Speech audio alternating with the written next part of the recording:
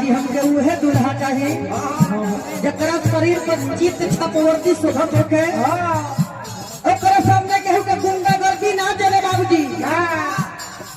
बड़ा गुंडा परिकल बड़ा सो जैसे कि गुंडा बड़े सो सीमा पर के जवान लड़का ओकरा के आतंकवादी या कमा देता रह सो आतंकवादी के छक्का छोड़ावे ना मरो चाहिए जे के पूरा भारत करेला